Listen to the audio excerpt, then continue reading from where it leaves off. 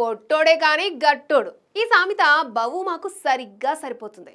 5.4 అడుగులు ఎత్తి ఉండే బవూమా సారథ్యంలో ఒక టెస్ట్ మ్యాచ్ కూడా సౌత్ ఆఫ్రికా ఓడిపోలేదు. పైగా జట్టు కష్టాల్లో ఉన్నప్పుడు అద్భుతమైన ఇన్నింగ్స్ ఆడడం బవూమా స్పెషాలిటీ. అందుకే ఈ ఫైనల్స్లో హాఫ్ సెంచరీ తర్వాత బవూమా అవుట్ అయి పెవిలియన్కు వెళ్తున్న టైంలో లార్డ్స్ క్రికెట్ గ్రౌండ్లో ప్రేక్షకులు స్టాండింగ్ ఓవేషన్ ఇచ్చారు. తన హైట్ తక్కువైనా బవూమాలో ఆత్మవిశ్వాసం ఎక్కువ.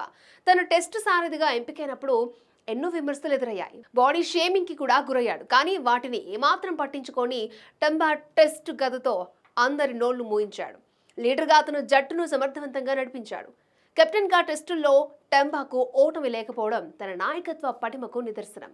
జట్టుపై పట్టు, ఆటపై స్పష్టతున్న లీడర్గా టెంబా క్లిష్ట పరిస్థితుల్లోనూ ప్రశాంతంగా ఉంటూ జట్టును ముందుకు నడిపించాడు.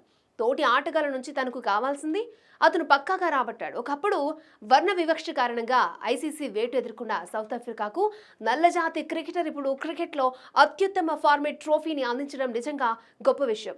టెస్టుల్లో సెంచరీ చేసిన తొలి నల్లజాతి సౌత్ ఆఫ్రికా ఆటగాడిగా, జట్టుకు నాయకత్వం వహించిన తొలి నల్లజాతి కెప్టెన్గా నిలిచిన బవూమా ఇప్పుడు సఫారీలను వరల్డ్ టెస్ట్ ఛాంపియన్గా నిలిపిన వ్యక్తిగా మరొక రికార్డుని క్రియేట్ చేశాడు.